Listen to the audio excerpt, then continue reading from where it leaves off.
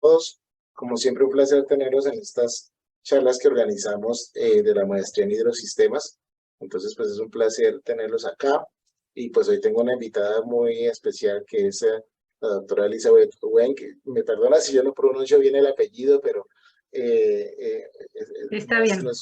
no es muy común para los colombianos. Elizabeth pues ha hecho una licenciatura en ciencias biológicas y su doctorado posteriormente en temas muy interesantes. Su licenciatura es de la Universidad de Buenos Aires y su doctorado pues fue en la UNAM, en la Universidad Nacional Autónoma de México.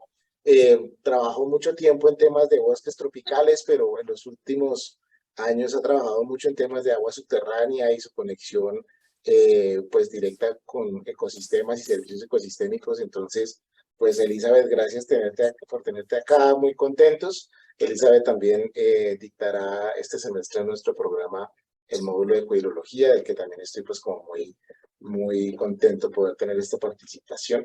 Entonces, pues Elizabeth, bienvenida. Creo que Oscar ya te había activado, si puedes verificar que ya puedas compartir tu pantalla. No. No. Sí, profe, Todavía dame no. un segundito porque no me está Sí. dando permisos. Dame Ok. un segundo, profe Elizabeth. Okay, Bueno, vale. si quieres un poco contarles mi devenir desde la biología, ¿no? Y el interés hacia el subsuelo, que parece tan dispar, pero que no lo es.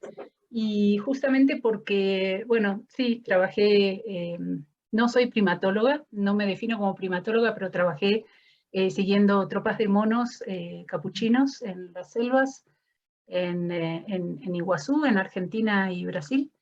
Luego en Costa Rica y en Panamá, en 3 distintos tipos de bosques tropicales con la misma especie de, no en la misma especie, sino el mismo género de primate, Zeus, y estudiando el proceso de dispersión de semillas por este animal y la regeneración natural del hábitat.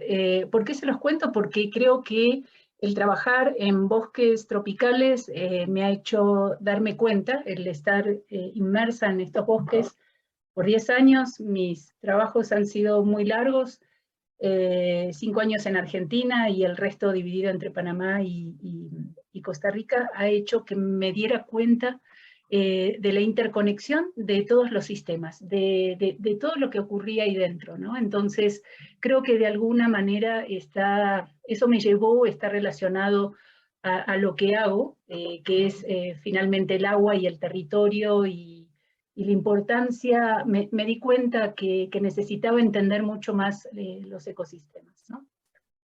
Luego de ahí voy a un postdoc al desierto, completamente otro ecosistema completamente diferente, en donde trabajé en la península de Baja California y eso me tocó en el año 2005 y el año 2006 fue el año internacional de los desiertos.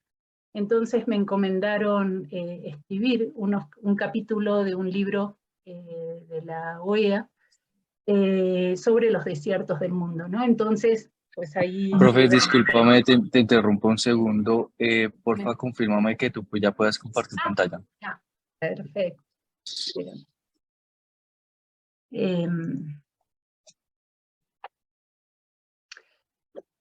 Bueno, un poco les iba a contar sobre eso ahora iniciando. A ver, espérenme. Ahí está, ¿sí se ve? Sí, ya está en nueva presentación, Elizabeth. Listo. Gracias, Oscar. Gracias. ¿Cómo escondo esto? Aquí. Bueno, entonces, bueno, primero agradecerles la invitación. Es un gusto estar hoy con ustedes esta tarde y agradecer a Andrés Vargas y Andrés Torres por esta invitación, principalmente del Instituto Javeriano del Agua y a la Facultad de Ingeniería de la Universidad Javeriana. Y contarles un poco, bueno, la idea mía era contarles un poco de esta unión o este vínculo que existe entre el agua y lo que ocurre en el territorio, o a veces estas decisiones que nos llevan, que tomamos sobre el territorio y los manejos que hacemos en el territorio, ¿no? Eso, ¿cómo está vinculado al agua? Antes de estar aquí en Bogotá, era profesora de tiempo completo en el Centro de Investigación en Biodiversidad y Conservación de la Universidad Autónoma del Estado de Morelos, en México, y me pidieron difundir una noticia, que es el lanzamiento de una revista científica que el centro acaba de lanzar, se llama Biología Integrativa y Conservación. Ahí está el link y son bienvenidos a presentar publicaciones ahí si lo desean. Bueno, hoy es un día muy especial, 22 de marzo es el Día Mundial del Agua, y justamente el lema de este año es acelerar el cambio en cuanto a la cantidad y calidad de agua bebible, de buena calidad, y también en referencia al saneamiento. Hasta el 24 de marzo en Nueva York es la conferencia de la ONU sobre el agua, en donde van a tocar diversos temas que tienen que ver con el agua y la salud, el desarrollo, el agua y el clima, el medio ambiente, agua para la cooperación transfronteriza, y acelerar, bueno, como les decía, la implementación de diversas medidas, ¿no? Un poco para contarles, en el año 77, hace 46 años ya, fue la primera conferencia del agua en Mar del Plata, en Argentina, y recién hasta ahora se hace esta revisión intermedia de la década de acción del agua, que va desde el 2018 al 2028, previo a la Agenda 2030, ¿no?, de los Objetivos de Desarrollo Sostenible. También comentarles que el año pasado fue el año del agua subterránea, el 2022, y también, ¿no?, según las Naciones Unidas, ocurrieron diversas actividades alrededor del mundo, entre conferencias, talleres, charlas, etc. Y el lema era, bueno, tratar de hacer un poco más visible ese componente que normalmente es invisible y que no lo tomamos muy en cuenta, ¿no?, que es el agua en su fase subterránea, porque en realidad es mejor decirlo así, que el agua subterránea. Entonces, bueno, quería contarles cómo desde las ciencias biológicas me incliné a estas cuestiones del subsuelo, y brevemente contarles que durante el postdoc, que les decía, y luego durante 7 años fui investigadora asociada al Museo de Historia Natural de San Diego, y allí estudié la dinámica de oasis de unas palmas endémicas de la región norte de la península de Baja California en México, y tratar de entender cómo era esa dinámica ecológica en los oasis de desierto. Para ponerlos un poco en contexto, contarles que durante más o menos final del Cretáceo, comienzo del Terciario, una flora paratropical con componentes neárticos, pero también componentes tropicales, incluidas las palmas, estaban pues muy ampliamente distribuidas en el hemisferio norte. Sin embargo, cuando el clima se fue haciendo cada vez más caliente y más árido, más o menos 12 millones de años atrás, las palmas, pero también, bueno, toda esta vegetación se fue restringiendo a los cañones, a las cimas de las montañas, los famosos Sky Islands, quedando aisladas así en medio del desierto. En esos sitios todavía se encontraba un poco de humedad y un poco de sombra. Entre los diversos estudios que hicimos allí durante este tiempo, uno de ellos en particular tenía que ver con la interacción entre un herbívoro, un insecto, en particular una polilla, y las inflorescencias de esta palma. Entonces estudiamos esta interacción palma-herbívoro, y la pregunta era un poco eso, ¿no? ¿Cómo y bajo qué circunstancias el ataque o la herbivoría por este insecto influye en la adecuación de las poblaciones de palmas azules? Y así es como se veía, más o menos como está en la foto. Todas las poblaciones estaban dañadas, sus inflorescencias. Entonces, básicamente lo que hicimos es hacer un monitoreo, que también me gustó el ejemplo justamente porque me parece que los monitoreos son esenciales, ya sea que hablemos de poblaciones de palmas, de animales o de agua, ¿no? Entonces, bueno, tomamos diversos datos fenológicos, por ejemplo, registramos números de palmas adultas con daños, números de varas de inflorescencias con flores, frutos, aquellas que estaban dañadas, y calculamos un un índice de esfuerzo reproductivo muy sencillo, ¿no? Bueno, esta es la polilla, la oruga de la polilla que atacaba a las palmas. Esta es la palma endémica, Brahea armata. Es una palma de crecimiento muy lento, muy longeva, puede llegar hasta 400 y 500 años de edad, y soporta, bueno, condiciones muy extremas de temperatura y humedad. Es muy interesante porque es el límite de distribución de las palmas. Las palmas normalmente las encontramos en condiciones de humedad y temperatura elevada en las zonas del Ecuador. Pero estas palmas ya han sufrido mucho cambio climático, y por eso mismo, bueno, la dinámica de esta especie, de estas poblaciones, digamos, en sus límites de las distribuciones, se hace muy interesante. Entonces, bueno, lo que vimos básicamente es que el daño causado por las orugas a las inflorescencias fue elevado en todos los sitios. Estos son los 3 sitios que seguíamos, en cada sitio 4 hectáreas de oasis con palmas dentro.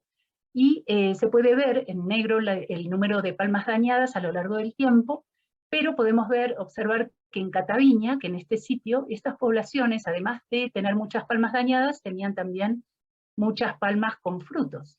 No así en los otros 2 sitios. En cuanto al éxito reproductivo, encontramos que Cataviña, ese mismo sitio que presentaba la mayor cantidad de frutos, tenía el mayor éxito reproductivo, significativamente mayor que las otras 2 poblaciones, y cuando calculamos el porcentaje de varas con frutos, al comienzo y al final del estudio, veíamos que, otra vez en Cataviña, por más que las palmas estaban dañadas, seguían produciendo frutos a lo loco. No así en los otros sitios. Entonces, bueno, empezamos a preguntarnos qué ocurre con este sitio tan diferente a los demás, que no vemos nada muy significativo en superficie. Es así, bueno, así es como están distribuidas. El impacto del herbívoro, bueno, fue muy diferente en cada población, pero en estas, que se llama San Pedro Mártir, uno de los sitios, y el otro Sierra de la Libertad, se puede ver que la fisiografía del cañón era muy rocosa, ¿no? O bedrocks, como le dicen los norteamericanos. El sitio de Cataviña, sin embargo, es un cañón aluvial con mucho material suelto. De hecho, es muy difícil andar en este sitio. Normalmente no vemos el agua, son eventos muy, como que uno no puede pronosticar mucho cuándo va a haber agua, pero cuando hay agua es muy, muy fuerte, vienen avenidas de agua que se llevan palmas enteras y rocas. Entonces, bueno, finalmente lo que nos dimos cuenta de este sitio de Cataviña, que producía como loco constantemente tallos y frutos, también de otros estudios vimos que la producción de hojas promedio fue también significativamente mayor aquí, y claro, obviamente tenía que ver con justamente esta constitución de la fisiografía del cañón, o sea, era material suelto, con arenas gruesas, finas, con mayor porosidad, mayor espacios entre los poros, y eso, bueno, le confería menor permeabilidad que en los cañones de gravas y fracturas, en donde el agua se va y se nos pasa a las zonas más profundas mucho más rápidamente. Y básicamente lo que sucedía era esto, ¿no? Teníamos esta situación de arenas, en comparación con las fracturas, en donde el almacenamiento era mayor, no solo de agua, sino de nutrientes, y el movimiento del agua por debajo también era menor que en los otros. Entonces, bueno, ahí empecé mucho a inclinarme con lo que sucede en el territorio, con lo que está ocurriendo debajo de la tierra y que no podemos ver, ¿no? Entonces, bueno, ¿de qué manera, digamos, la conexión que tiene el ciclo del agua con las cosas que ocurren en el territorio tiene que ver con el ciclo del agua, digamos, el ciclo hidrológico?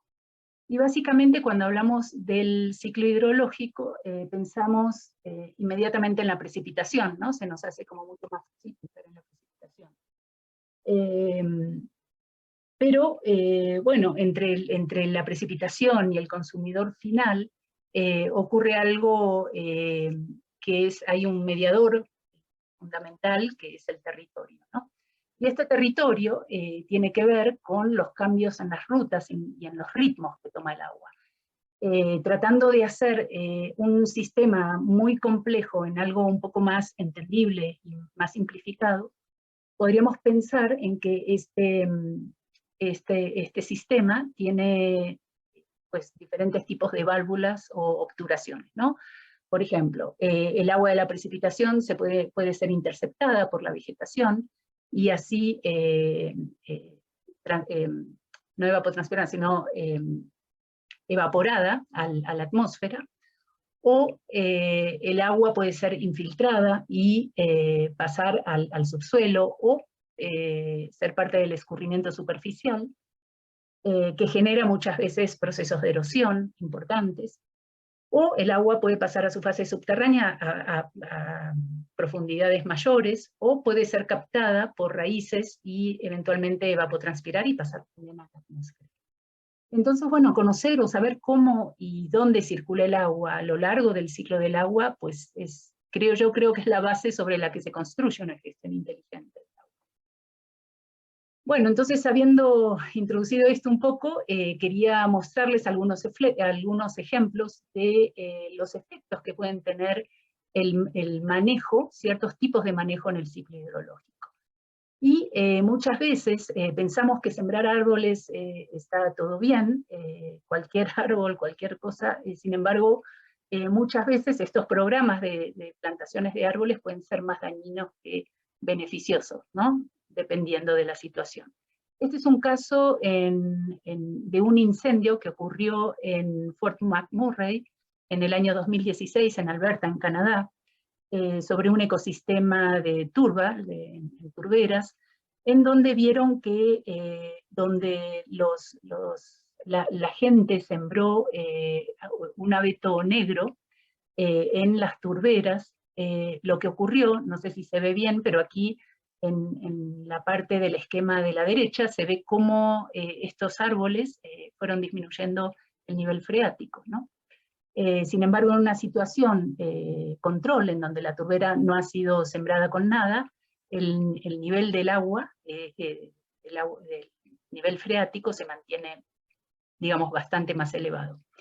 Luego de haber pasado el fuego, el incendio, se vio que fue mucho más intenso y quemó mucho más profundamente en el sitio alterado, en donde se había sembrado estos abetos, y se perdió no solo la liberación de carbón, que tomó miles de años para almacenarse, se liberó en mayor cantidad, sino que también la turba fue del 51% de turba perdida por el fuego, ¿no? A diferencia de un 3% en el sitio control.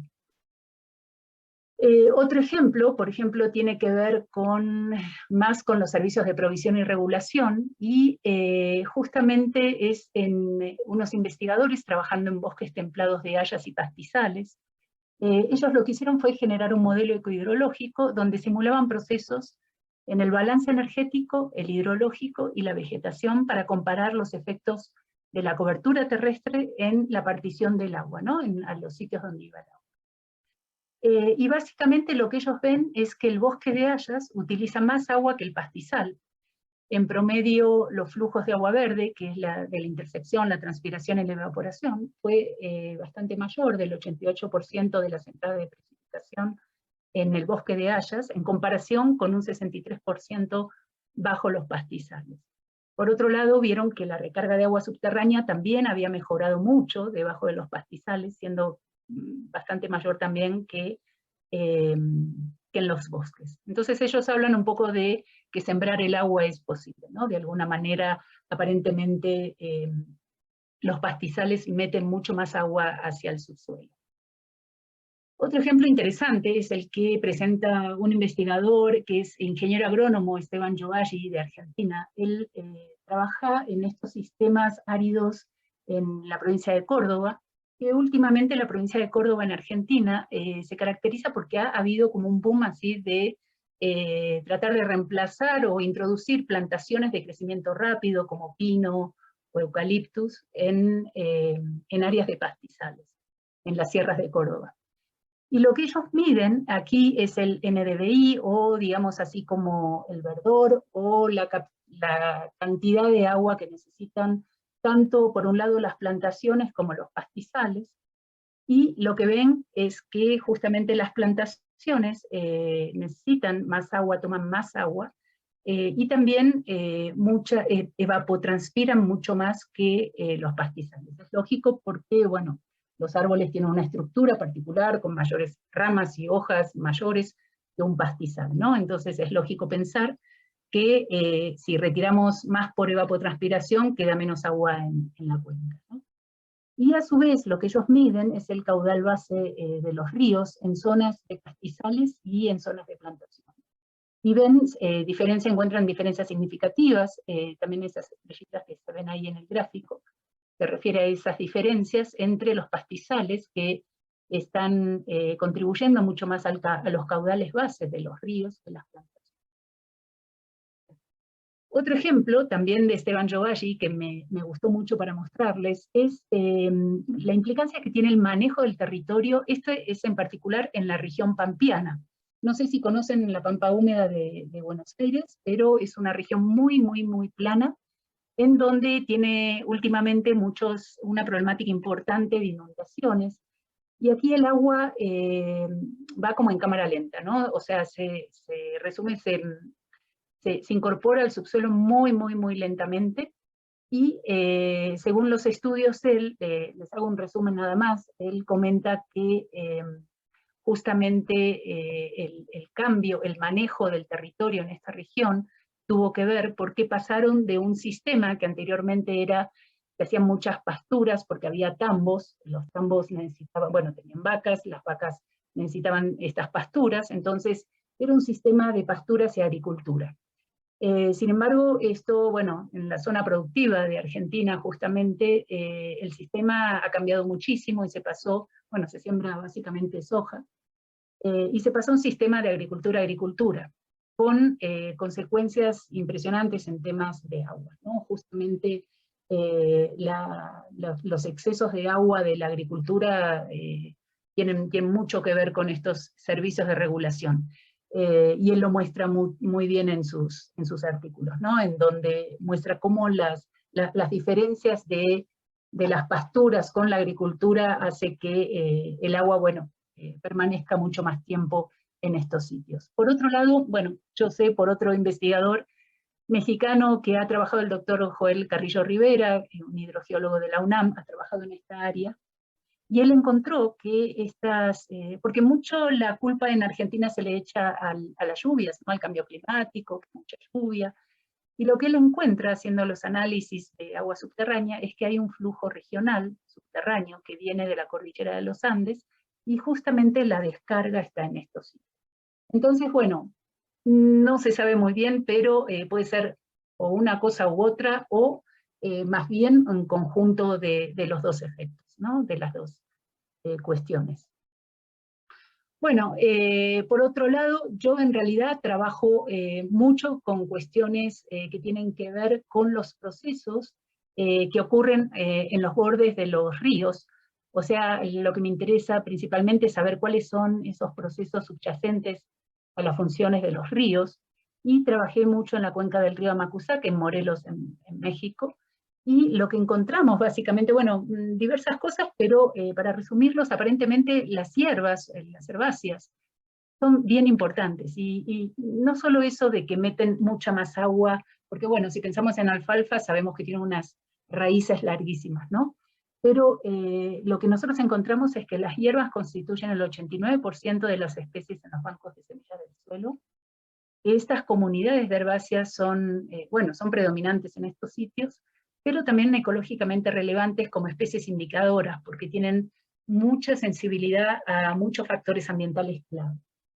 Entonces, bueno, pensamos mucho, y en este artículo más que nada mencionamos el valor que tienen las hierbas. Muchas veces se le da mucho más énfasis a los árboles que las hierbas, pero las hierbas son realmente abundantes, tienen ciclos de vida cortos, son pioneras, estabilizan las riberas, y encontramos también que muchas especies de peces en estos ríos, la mayoría consumen especies herbáceas también. También en estos sistemas la dinámica favorece estas especies herbáceas. Yo trabajé en bosques secos, son ríos de bosques secos tropicales, donde tienen una estacionalidad climática muy, muy marcada, entonces hace que haya momentos secos en donde los ríos están intermitentes, pero momentos en donde vienen estas avenidas de agua que se llevan todo. Entonces, realmente las hierbas tienen estas tasas rápidas de crecimiento y se adaptan muy bien a esta dinámica, ¿no? Generando este tipo de banco de semillas transitorias. Entonces, bueno, la introducción de la vegetación autóctona, ya sea que sea eucalipto de Australia o cedro salado, en las regiones secas de otros continentes pueden convertirse realmente en consumidores no deseados de agua subterránea. Y esto, bueno, afecta obviamente a las plantas nativas y a la agricultura, pero también vimos un caso en un estudio en La Guajira, en donde no necesariamente tiene que ser una planta exótica, sino que en este caso es una nativa. Trabajamos en el río Ranchería evaluando la función de hidrocoria, que es la dispersión de semillas por los ríos, ¿no? por el río Ranchería en particular. Nos interesaba particularmente porque es un río muy alterado, con una represa, la represa del Cerrado, y luego la minería del Cerrejón. Y aquí en este gráfico podemos ver el número de semillas, lo comparamos con el río Cesar, un río, digamos, control, en la misma área, con la misma dirección, orientación, y bueno, se ve cómo el número de semillas, se ve que el río Cesar, perdón, tiene tanto en la temporada húmeda como en la temporada seca una especie de patrón, pudiéramos decir así. Desde las zonas de recarga a las de descarga, el número de semillas va disminuyendo.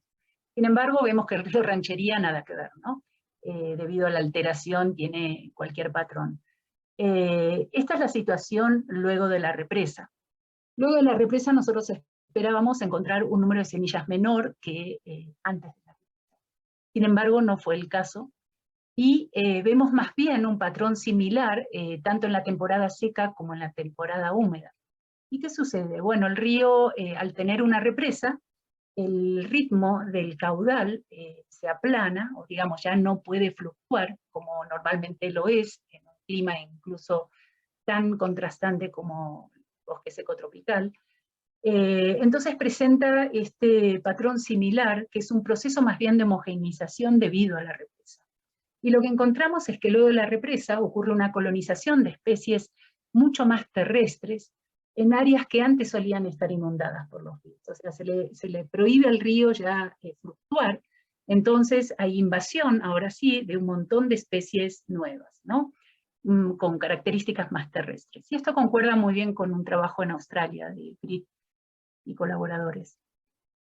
Luego de la mina, lo que encontramos, bueno, encontramos muchas cosas, pero para resumir aquí, bueno, una mucho menor riqueza, obviamente, y una especie muy dominante, que en este caso es este pico gris que ven al final, que es Mimosa pigra. Y Mimosa pigra es una planta nativa, pero al estar el sistema alterado, ella, bueno, representa realmente el 85% de la abundancia en la zona postminería.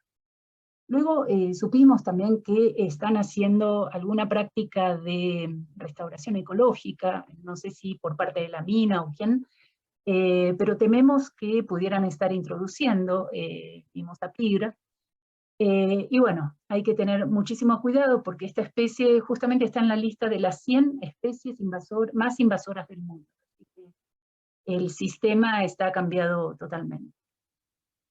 Bueno, finalmente para acabar esta primera parte, comentarles que, bueno, este ordenamiento del territorio, cuando ocurren, digamos, nuevas opciones de uso del territorio, nuevas prácticas, tenemos de dos, ¿no? O quedarnos quietos, no hacer nada, lo que sería el principio precautorio, o, bueno, hacer un manejo adaptativo, que es mucho más conveniente, digamos, separar un área, hacer experimentación, intervenir, tener una participación directa, hacer monitoreos, análisis, mediciones, tener resultados que se puedan debatir, que se puedan discutir, y finalmente generar una negociación, que finalmente se trata de eso, también el ordenamiento del territorio, entre los jugadores del paisaje y los gobiernos, ¿no? Y la idea es poder lograr llegar por lo menos a acuerdos eficientes y justos, y una intervención más justa de los socioecosistemas y el agua, ¿no? Bueno, ahora, pero ¿por qué yo mencionaba en el título, digamos, el agua subterránea, ¿no? ¿Por qué el agua subterránea? ¿Por qué me interesa en particular o no? ¿O nos debería interesar a todos en particular el agua subterránea? Primero porque 1/3 de la humanidad es totalmente dependiente de agua subterránea para sus necesidades diarias. Del 2,5% que vemos aquí de agua dulce en el planeta, la mayoría está en los glaciares y en los hielos continentales, y el agua subterránea más o menos está en un 30%, ¿no? Sin embargo, bueno, del agua libre, dulce, líquida, accesible para beber, el agua subterránea constituye el 99%. Pues el agua en su fase subterránea es aquella que ocupa el espacio poroso. Si hay que darle una definición, digamos así, es aquella que ocupa el espacio poroso fracturado de los sedimentos y rocas en el subsuelo. Es el resultado en general de la evolución geológica a lo largo de millones de años, ¿no?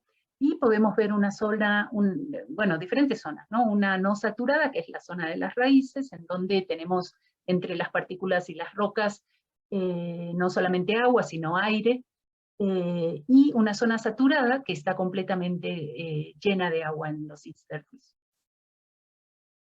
Bueno, ahora, ¿cómo circula más bien este agua? O sea, ¿cómo se mueve? Pues el agua subterránea se mueve gravitacionalmente, llenando la zona saturada, que puede variar de unos pocos a cientos de metros de ancho y extenderse hasta cientos de kilómetros, y esto, bueno, a veces supera límites regionales o internacionales, o miles de kilómetros también. Entonces, esto básicamente es la presentación de la teoría de los sistemas regionales o sistemas gravitacionales de flujos regionales de TOS, que es Joseph TOS, creo que es alemán, no sé, pero vivió mucho tiempo en Canadá y tuvo la oportunidad, porque él justamente trabajaba en zonas mineras, de hacer experimentación y poner una cantidad enorme de piezómetros y poder estar evaluando esto que él graficó muy sencillamente con estas líneas.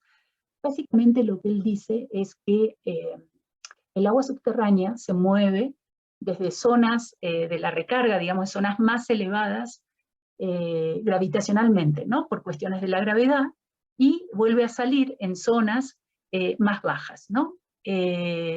Por otro lado, él menciona que hay 3 tipos de flujos: un flujo local, que está aquí simbolizado en verde, no sé si ven mi cursor, la flechita, un flujo intermedio, y que existen flujos regionales, con ciertas características. Estos flujos se mueven, como les decía, desde potenciales hídricos mayores a menores.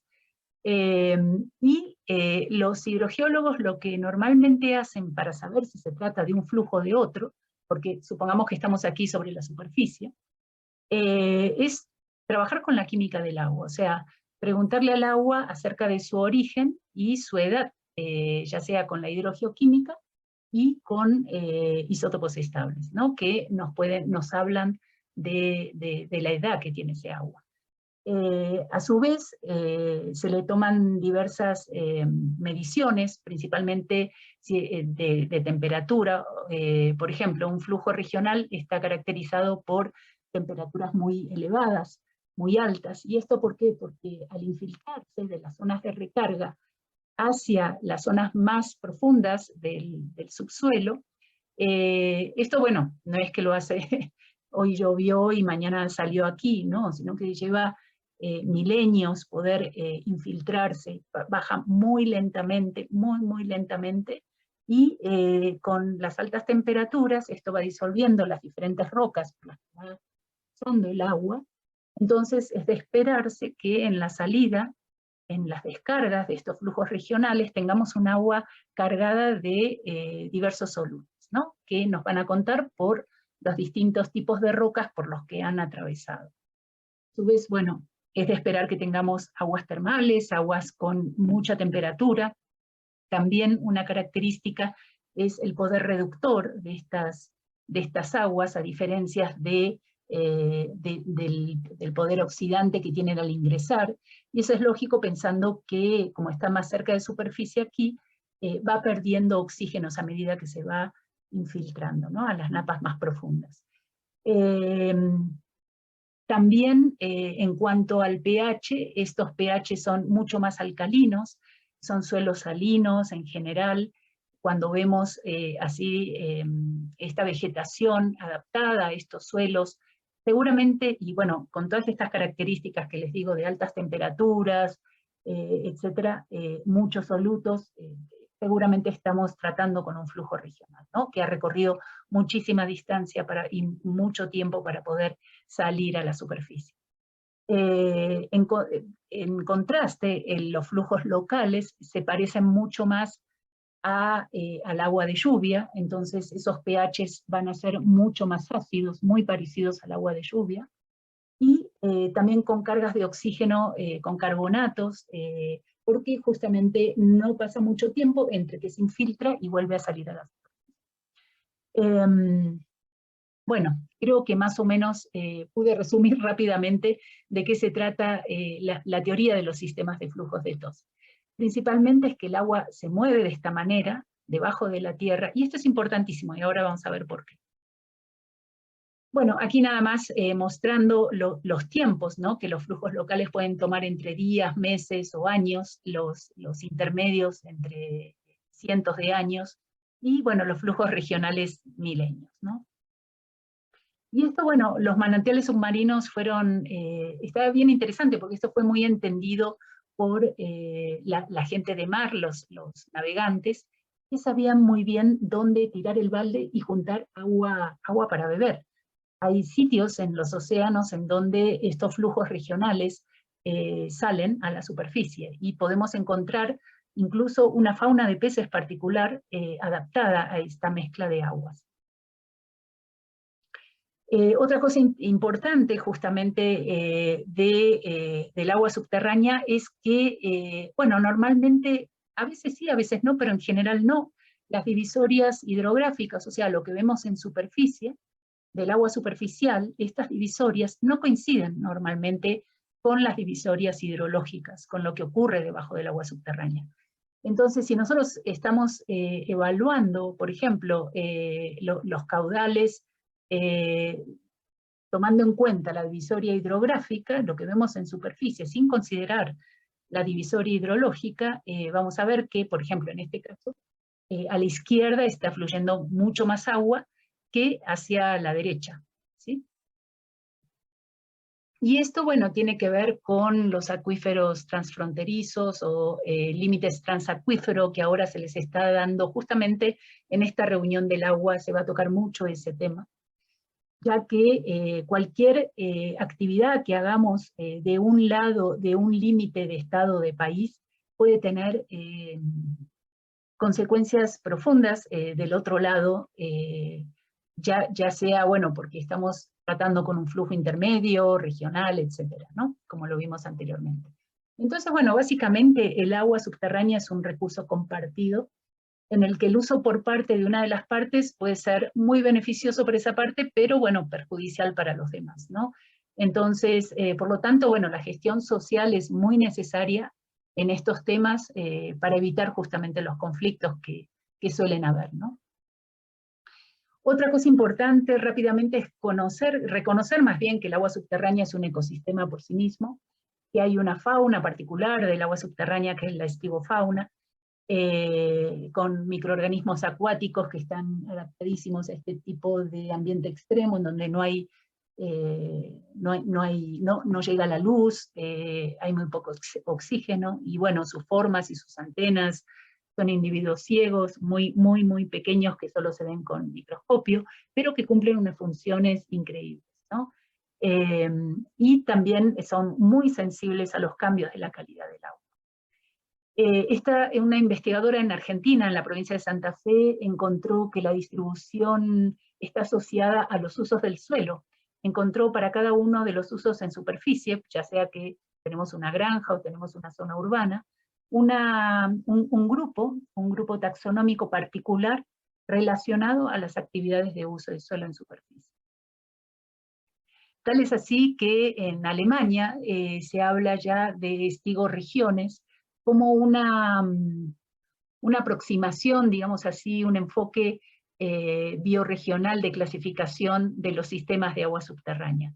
Y ellos vieron que los patrones de distribución de los invertebrados en el agua subterránea pues no se correspondía con ningún sistema de clasificación bioregional que exista para hábitats en superficie, por lo que proponen justamente desarrollar un nuevo esquema de clasificación para los ecosistemas de agua subterránea basado en estigoregiones. Y actualmente existe una ley macro, justamente en Alemania, en donde cualquier uso de suelo que se quiera hacer tiene que cumplir con estas restricciones, o por lo menos saber basarse en las estigoregiones que ya se están trabajando.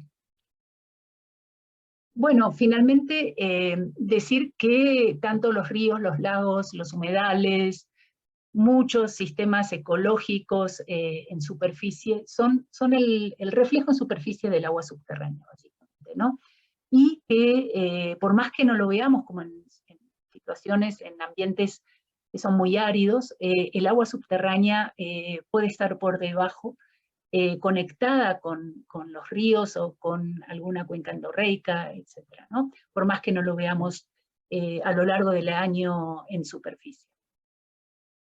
Otra cuestión es que son reguladores de la temperatura de los ecosistemas. Esto es importantísimo. Por ejemplo, en este ejemplo ocurre que tenemos un flujo mucho más profundo de agua subterránea y un flujo mucho más somero, digamos así, y vemos que las fluctuaciones de temperatura de estos flujos del río, digamos, o el arroyo alimentado por este tipo de flujos, cuando es más profundo es mucho menor esa fluctuación. Esto es simplemente porque el agua, bueno, está aislada del calentamiento y el enfriamiento estacional, ¿no? De las estaciones en la superficie. Y bueno, por lo tanto, esta temperatura no fluctúa tanto, ¿no? Bueno, pero nada, quisiera ahora contarles un poco la preocupación que conlleva la situación actual, digamos, del planeta, ¿no? Y cómo eso está relacionado con el agua subterránea, y por qué preocuparnos en cuanto al agua subterránea y darle el valor que corresponde, ¿no? Bueno, principalmente porque la población, primero, alcanzó los 8.000 millones a mediados de noviembre de 2022, comparado con las estimaciones de 1950 de la ONU, que eran de 2.500 millones de personas. Esta cantidad de gente necesita suficiente agua para beber, suficiente cantidad de alimento, y el agua subterránea pues proporciona agua potable total o parcialmente al 50% de la población mundial. En 2017 el Banco Mundial estimó que a nivel mundial el 70% del porcentaje de agua dulce es utilizada para la actividad agrícola. Y además el agua en su fase subterránea tiene diversos servicios, otros servicios ecosistémicos propios, y es, digamos, muy valorada porque tiene una disponibilidad local inmediata, tiene una elevada confiabilidad durante las sequías, regula los ecosistemas y el microclima, como vimos recién, y provee agua de mayor calidad, ¿no? En general. En este mapa se ven las zonas áridas del planeta, las cuales cubren el 41% de las tierras del planeta. Y en estas áreas, el 30% de la población mundial vive en estas áreas áridas o de desiertos. Esta gente cría alrededor del 50% del ganado mundial. El 44% de toda el área cultivada mundial se encuentra en las zonas áridas, lo cual, bueno, lo hace preocupante. Aproximadamente, para que tengan una idea, 4 billones de personas viven en áreas de escasez física de agua severa por al menos un mes al año. Más de 2.1 billones no tienen acceso a agua segura para beber, por eso justamente las urgencias de acelerar los cambios de estas reuniones. Y bueno, y hay un aumento aparentemente proyectado del uso del agua subterránea en un 30% para 2050, para lo cual ya no hay suficiente agua, ¿no? Es un aumento medio irrisorio, porque no habrá agua. El cambio climático, bueno, más los impactos antropogénicos hidrogénicos, el agua subterránea, genera un montón de destrucción de servicios ecosistémicos, problemas socioeconómicos, culturales, que todos conocemos muy bien, hundimientos, como lo que ocurre en la Ciudad de México, 10 metros de hundimientos, el famoso caso del Valle de San Joaquín en California, en donde la tierra descendió 9 metros de subsidencia. Entonces, pues, entre los diversos factores, bueno, la extracción mundial de agua subterránea es preocupante. Se ha multiplicado por más de 4 en los últimos 50 años, y ha causado aproximadamente el 25% del aumento actual de los océanos, de 3.1 milímetros al año. Esta es una foto del malecón de la bahía de Yakarta, en la isla de Java, en donde, bueno, el malecón pretende proteger un poco las viviendas, y esto, bueno, debido al aumento del nivel del mar y la sobreexplotación del agua subterránea, dos impactos así como conjuntos, la ciudad se considera una de las capitales que más rápido se está hundiendo. Estos son, se trata de representar pues los acuíferos más grandes del mundo, de los cuales ya el 40%, perdón, de toda el agua subterránea ya ha sido extraída, y un tercio ya ha sido agotada más allá de la recuperación. La extracción de agua subterránea, este mapa pretende mostrarles un poco cuáles son los países más extractores de agua subterránea. Bueno, está India liderando, y principalmente casi todo el agua extraída el 90% va para la agricultura. Estados Unidos también es de los más importantes. Bueno, y acá hay un desglose, ¿no? De la extracción de agua subterránea por categoría de uso principal y, bueno, por continente, ¿no? Acá se ve el 70% dedicado a la irrigación, ¿no? Pues es bastante preocupante eso. En cuanto a otro de las preocupaciones del agua para el agua subterránea, tiene que ver con la contaminación. Una fuente importante es la escorrentía de nutrientes que viene de la agricultura intensiva. Sin embargo, bueno, a veces no prestamos mucha atención de los beneficios de dejar los corredores riparios, las franjas de vegetación ribereña que amortiguan todas estas cargas de nitrógeno. Y hay un estudio en China que ellos vieron que con un ancho de 10 a 15 metros, la reducción promedio de nitrógeno en la escorrentía superficial alcanzó el 79% y el 59% en las aguas subterráneas. Finalmente, el agua subterránea es como una cinta transportadora, igual que los ríos en superficie. Tiene todavía la ventaja de que los ríos se contaminan mucho más rápido, ¿no? que el agua subterránea. Sin embargo, también en el agua subterránea se han encontrado productos químicos naturales, pero también hechos por el hombre, antibióticos, analgésicos, efluentes de los hospitales, vertederos, de la acuicultura, etc. Y esto, bueno, obviamente conlleva riesgos para la salud humana y de los ecosistemas muy importantes, ¿no? Y también tiene que ver con el desarrollo de una mayor resistencia de bacterias a los antibióticos. Y esto, bueno, especialmente es crítico si se tiene en cuenta que el agua subterránea tiene un menor potencial de oxidación de agua, ¿no? En comparación con el agua de los ríos. Bueno, finalmente, como para resumir, los sistemas gravitacionales del flujo de agua subterránea, o sea, la teoría de TOT lleva más de 50 años, está asequible, accesible a nivel mundial, son métodos y enfoques mucho más adecuados para entender el funcionamiento del agua subterránea, porque no depende solamente de un balance hídrico, sino que de cómo se mueve el agua en el sistema, ¿no? Esta gestión en México ha sido terriblemente mal, igual que en muchas partes del mundo, ha sido errónea, y se ha basado en conceptos y técnicos, conceptos técnicos, perdón, y científicos, bueno, que realmente no ayudan mucho a la gestión del agua en el país. Sin embargo, bueno, adoptar esta teoría justamente implica retos científicos, técnicos, pero educativos bien importantes, de que hay que cambiar de paradigma y de una vez por todas entender cómo funciona el agua realmente, cómo es el funcionamiento real del agua subterránea.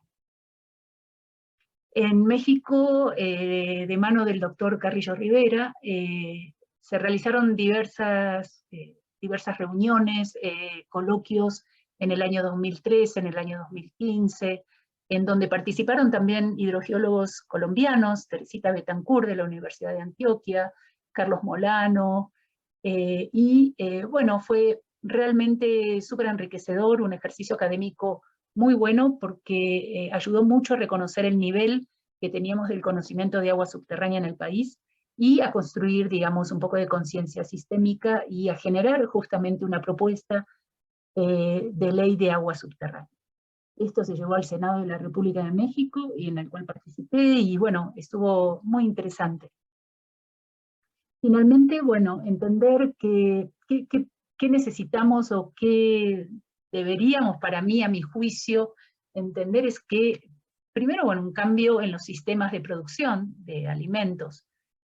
También, bueno, eso tiene que ver con la forma de hacer las irrigaciones, ¿no? Mucho más eficientes. Y también, bueno, principalmente que las investigaciones acerca de las respuestas funcionales de los ecosistemas se tienen que plantear como programas de investigación y no ya como investigaciones aisladas o a corto plazo, ¿no? Debe haber un programa de investigación que pueda asegurar a largo plazo y para poder tener datos confiables a lo largo del tiempo. Es necesario también una medida de aproximación de contingencia para a los manejadores del agua y el territorio, para que puedan utilizar de manera inmediata. Y esto, bueno, es sumamente útil el implementar un programa de monitoreo. Sin esto, los hidrogeólogos que trabajan con los modelos numéricos no pueden generar esta información. No se puede entender nada si no tenemos datos continuos, y para eso es imprescindible el monitoreo. Y bueno, utilizando obviamente bases de datos, ojalá sobre variables no solo hidrogeológicas, sino también ecológicas, sociales, económicas, ¿no? Y finalmente mencionar que el manejo de agua subterránea participativo, o sea, las redes comunitarias de monitoreo de agua subterránea, funcionan en muchos países del mundo, son muy útiles justamente en sitios en donde nuestros administradores del agua nunca se van a parar y nunca van a ir a hacer una medición en ningún pozo. Justamente lo que necesitamos es capacitar a la sociedad, a las comunidades, con mediciones simples que se pueden tomar y que pueden generar datos continuos y bueno, mantener estos monitoreos como mencionaba anteriormente, ¿no? Pues bueno, agradecerles y espero que haberles convencido que el agua en su fase subterránea en realidad está en todos lados, ¿no? Bueno, Elizabeth, pues muchas gracias por esta charla tan interesante. Yo creo que sería bueno si damos un espacio para unas preguntas, si pues tenemos allí algunas. Les pido que vayan levantando la mano y pues asignamos la palabra en orden, pues para ir resolviendo las dudas que vayan surgiendo.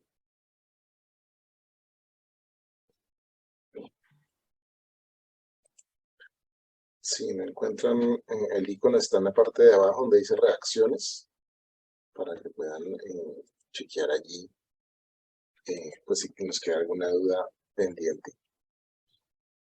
Iniciemos con Marilyn. Marilyn, adelante.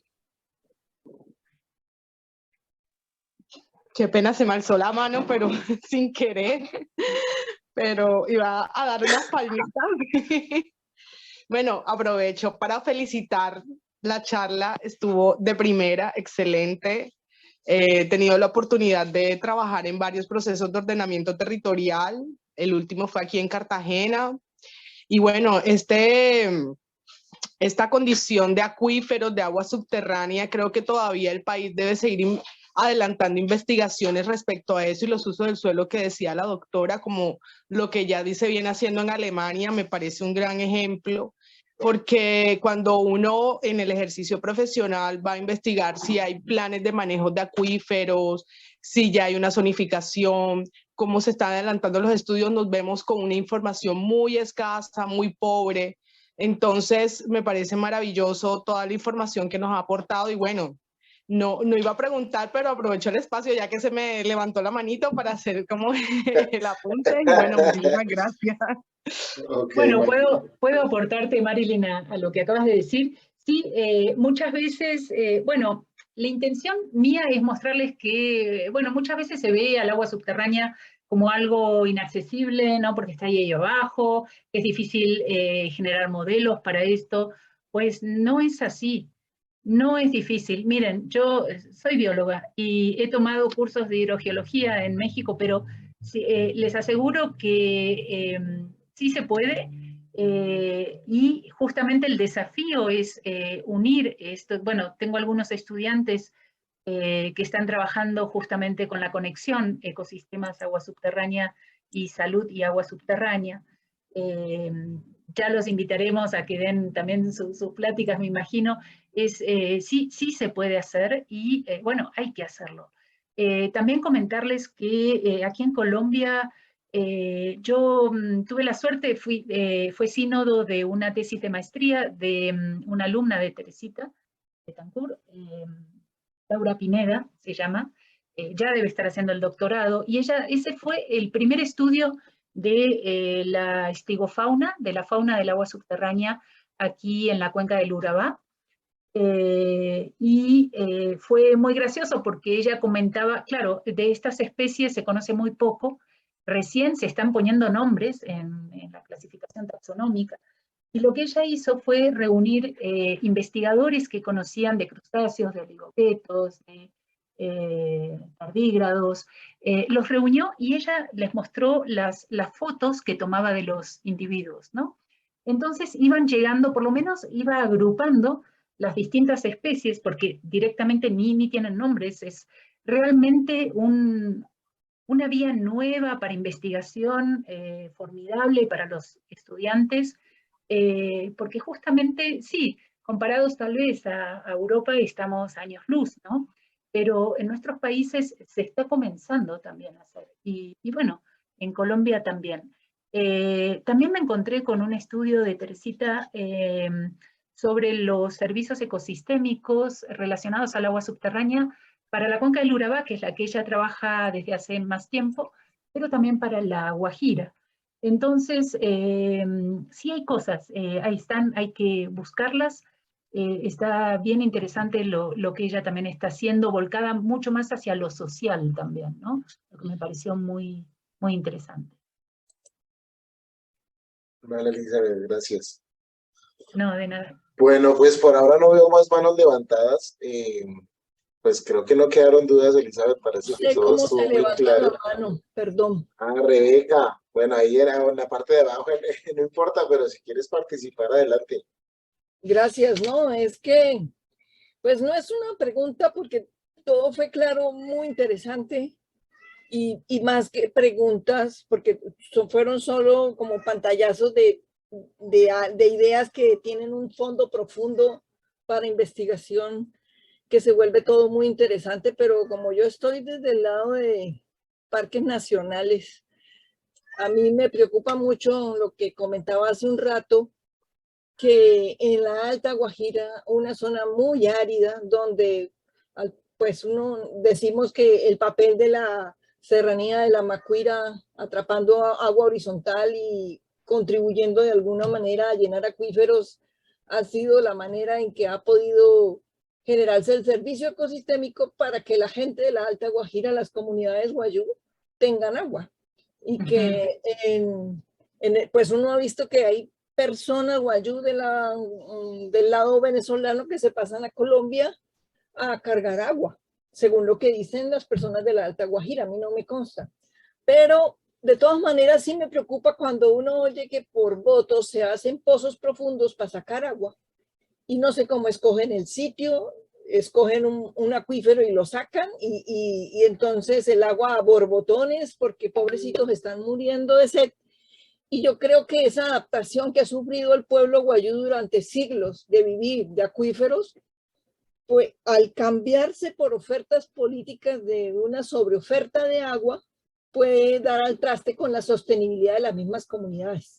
Yo no sé si alguien ha mirado eso o la única que ve eso como raro soy yo, pero sí me ha generado alertas y cuando uno piensa entonces en el manejo del área protegida, cuáles deberían ser las investigaciones que deberían hacerse para demostrar su aporte a la región como desde el soporte y regulación del servicio ecosistémico para que se genere agua en la Alta Guajira.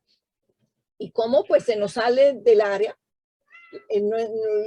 nuestra jurisdicción es el parque nada más, pero toda la Guajira está recibiendo el servicio del agua que atrapa la Macuira, pero está por fuera de nuestra jurisdicción. Entonces uno dice, ¿hasta dónde otras entidades, organizaciones, academia podría realmente dar más luces sobre lo que está pasando allá y dar alertas sobre el manejo que se puede dar en el ordenamiento? Porque siempre se piensa con el lado del pobrecito, y yo no sé si es que yo soy la mala del paseo, que a mí me preocupa que por darle agua a borbotones ahora, pues las generaciones futuras no tengan agua. No sé cómo ve eso nuestra expositora brillante Elizabeth. Gracias, Rebeca. Mira, bien interesante, has tocado varios puntos y muchos, bueno, tienen que ver con lo que hablábamos, ¿no? Del tema de la negociación. Todo, fíjate, yo conozco muy bien La Guajira, me encanta. Fue el primer lugar a donde decidí ir cuando entré a Colombia. Y me interesa justamente porque, por la similitud que yo encontraba con la península de Baja California. Me encantan los desiertos y el mar, y justamente no pude llegar a la Macuira, era mi objetivo, pero bueno, por ciertas cuestiones no pude llegar. Ya voy a ir. Y respondiendo un poco a tu pregunta, sí, lamentablemente, mira, yo he trabajado de alguna manera, bueno, independiente, pero en relación, bueno, estuve en La Guajira y sé que las negociaciones y los tratos allá a veces son un poco complejos, es difícil, pero hay que lograrlo. Y una de las maneras de cómo lograrlo, yo creo que es justamente esto, que es la difusión. Y es, miren, el problema, el principal, es de falta de información o desinformación, si lo queremos llamar.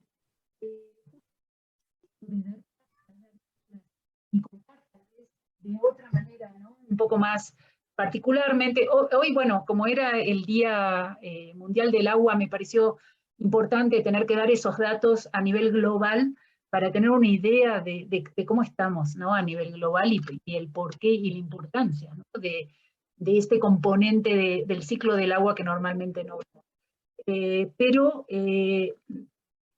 el equipo, digamos así, junto con el doctor Carrillo en México, el equipo mexicano con el que yo venía normalmente, siempre estamos dando charlas en cualquier oportunidad que podemos. Existe, les quería contar de eso también, algo que se llama The Groundwater Project, y ustedes lo googlean así, y van a ver, es una iniciativa a nivel internacional, está manejada principalmente por gente, bueno, investigadores de Canadá, pero hay libros justamente en donde la información está libre, de libre acceso. Muchos de esos libros están en inglés, pero justamente lo que ellos piden es el trabajo voluntario para traducirlos, entonces hay muchos de esos libros que ya están traducidos al español, a diversos idiomas. Y bueno, la colaboración que yo siempre doy es justamente dar muchas charlas en cuanto al funcionamiento del agua. ¿Por qué? Porque es un tema clave. O sea, si nosotros, por lo menos en México, la administración del agua sigue los límites administrativos, ¿no? ¿Por qué? Porque es más sencillo o más fácil para ellos poder administrar el agua de esa manera. Pero está totalmente erróneo. Entonces, ya desde el vamos está mal. Entonces, realmente todos estos coloquios y las cosas que hemos hecho en México ha sido justamente para impulsar y llevar este conocimiento, por lo menos saber que está asequible, que hace 50 años que se conoce cómo funciona el agua, no se quiere usar, no entendemos muy bien por qué, pero bueno, si no lo usamos estamos atrasados milenios, ¿no? Entonces, volviendo un poco a tu pregunta, pues es, si quieres saber realmente o mostrar que esos flujos, justamente, seguramente, muchas de la recarga ocurre en la Macuira, y por flujos tal vez intermedios. Los intermedios más o menos pueden ser hasta 400 kilómetros de largo. Los flujos regionales pueden llegar a 1500, por ejemplo. hay un estudio no sé si ubican, es que no sé, si ubican el río Paraná en Argentina y la cordillera de los Andes. Bueno, hay flujos regionales que se infiltran en la cordillera de los Andes y vienen a salir en medio de islotes que están inundados a veces con el caudal del río Paraná, pero la vegetación de ese sitio, muchos de esos islotes, ¿cómo les digo? La caracterización de esa vegetación responde a características químicas de flujos regionales que vienen de la cordillera. Así que imagínate, eso se puede hacer el estudio y mostrar que donde están sacando agua corresponde, no lo sé, habría que ver, ¿no?, a flujos que provienen de la recarga en la Macuira. En general, el agua así se mueve, de las zonas elevadas hacia las zonas más bajas, así que no me extrañaría que estuviera pasando eso. Y bueno, mostrar, hacer ver, educar incluso a la sociedad, ¿no?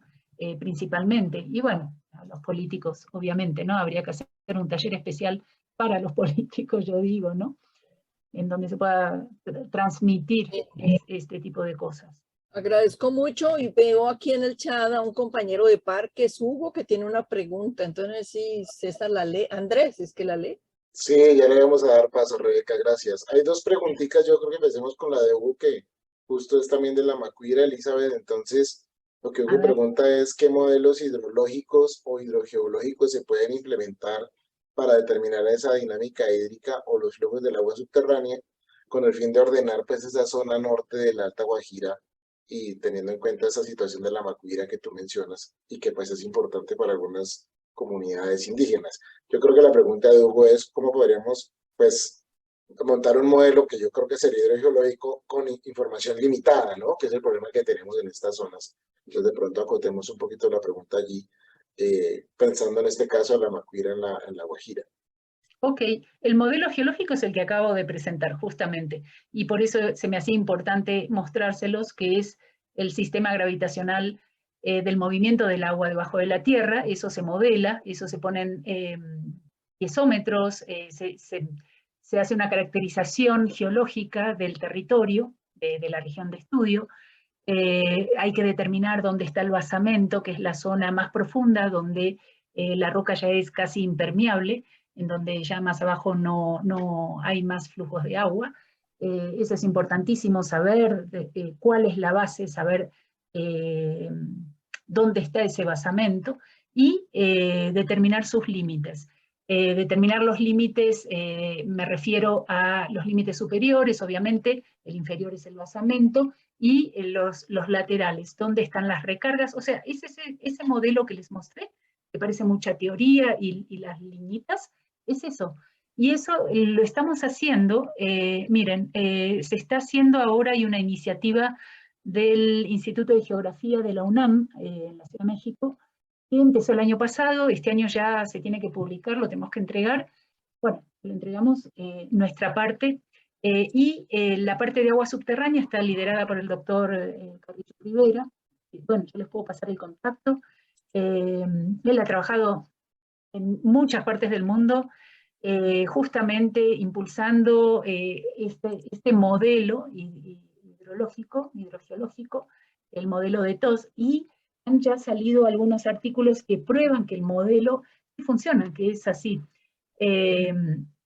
Y les decía, el atlas que va a salir de México, la parte de agua subterránea, a nosotros nos tocó generar la del estado de Morelos. Entonces mis estudiantes han justamente hecho eso, ¿no? Delimitar estas zonas y mostrar cómo se mueve el agua y dónde están las descargas más importantes, ¿no? Con datos, bueno, de allá, ¿no? Del INEGI, de la piezometría que ellos tienen en los monitoreos, etc. Pero sí se puede hacer. De hecho, les digo que Teresita Betancur hizo algo parecido en esa región. Yo tengo el artículo, se los puedo facilitar, el de ella. no sé qué más tendrá ella en particular. Ella es hidrogeóloga, por eso se las menciono, y está en la Universidad de Antioquia. Y si no, bueno, podemos ver, hay que ir a trabajar ahí, ¿no? Y Claro. empezar a tomar mediciones. Justamente muchas de las Vale. mediciones se toman de los mismos pozos, ¿no? De la gente. Justamente con las mediciones, Claudia Contreras también tiene una pregunta, Elizabeth, Sí. y dice lo siguiente: entendiendo que el monitoreo sistemático, estandarizado y continuo de agua subterránea es costoso, ¿cuál podría ser una estrategia para hacerlo sostenible? Lo que acabo de mostrar al final es el sistema justamente de monitoreo por las comunidades. Capacitar a la comunidad para que tomen esos datos es increíble. Nosotros presentamos un proyecto para trabajar en la selva lacandona en Chiapas con las 3 etnias de comunidades indígenas allí. No salió el proyecto financiado por CONACYT, sí salió la primera fase, pero luego no había dineros, no nos financiaron. Pero mi propuesta, bueno, era muy grande, ¿no? Justamente la propuesta mía era desarrollar una red de monitoreo comunitaria, con los lacandones, con talleres en donde se capacita a la gente qué mediciones tomar, los por qué, ¿no? Empezar desde el cero, ¿no? Desde el agua y el ciclo del agua, para compartir saberes, ¿no? Porque ellos también saben mucho de su territorio. Entonces, yo creo que ese es un potencial muy, muy importante que los gobiernos no han visto, ¿no? Que es justamente la capacitación de las comunidades, digamos, como se llama a veces la ciencia ciudadana, o como le quieran llamar, últimamente, pero sí yo creo que eso es necesario, ¿no? Y es la manera de hacerlo sostenible, ¿no? Y justamente en esos sitios donde son difíciles, ¿no? De acceder. Sí, pues yo creo que Rebeca y Hugo sí están interesados en el contacto y el artículo que nos ofreces. Elizabeth, si quieres me lo Sí. pasas a mí y yo se los hago llegar a ellos, que yo Bueno. tengo los contactos. Ahí Rebeca nos dejó el contacto. Y Entonces, pues también nada, les yo dejo creo el que mío y cualquier cosa me sí. escriben. Bueno, también Elizabeth, si quieres lo puedes escribir en el chat. También es otra posibilidad para que se lo pidan directamente a Elizabeth. Eliminamos los intermediarios. Entonces, pues nada, Elizabeth, muchísimas gracias nuevamente por tu participación en esta charla. Yo creo que en realidad el agua subterránea sí es un mundo que no trabajamos mucho en Colombia, y pues es un alto potencial pues de extracción y de utilización, y obviamente de cuidado también. Entonces, pues creo que en el marco del Día Mundial del Agua fue una charla muy importante, pues muy acorde con las necesidades que tenemos. De resto, pues nada, agradecerles a todos su asistencia. También quería comentarles algunos eventos adicionales que tendremos pues próximamente. En abril, el 19 y el 20 de abril tendremos una jornada de puertas abiertas en la Universidad Javeriana. Que esté interesado de pronto en continuar con sus estudios de maestría nos puede visitar para conocer un poquito más del programa. Y el 10 de mayo ya haré yo mi sesión típica que hago todos los semestres, pues para aclarar un poco las dudas de los que estén interesados o quieran conocer un poquito más del programa. También voy a dejarles allí pues esta información, y si Elizabeth nos coloca el correo también para que de pronto los dejen allí, lo puedes colocar en el chat si quieres, Elizabeth. Sí. Pues no lo tengo aquí a mano, tú no lo colocas. Y pues nada, agradecerles a todos la asistencia, y pues Elizabeth, la disposición y todo lo que nos cuentas, pues muy interesante. Entonces, no sé, de pronto te contactarán aparte, bueno, ya eso se lo Sí, dejamos a los gracias. asistentes. Cualquier Gracias cosa a está muy bien, ustedes. y pues de resto, pues muchas gracias a todos por la asistencia, y pues estaremos entonces en contacto para las siguientes actividades. Ahí en el chat les dejo también pues el sitio web de nuestro programa. Tenemos algunos programas de asistencias graduadas de nuestro sistema de becas. Para los que estén interesados también pueden consultar allí también algunos temas de financiación. Y pues también les dejo mi correo para que si tienen alguna pregunta directa pues me la puedan hacer también a través del correo electrónico. Entonces, pues nada, muchísimas gracias a Elizabeth, los asistentes, y pues les deseo un buen resto de día, y que nos veremos en una próxima oportunidad entonces. Bueno, muchas gracias a todos. Un gusto. Bueno, que estén muy bien todos y una buena tarde, Elizabeth. Gracias. Gracias. Vale, Gracias. chao a todos. Chao, hasta luego. Chao, chao.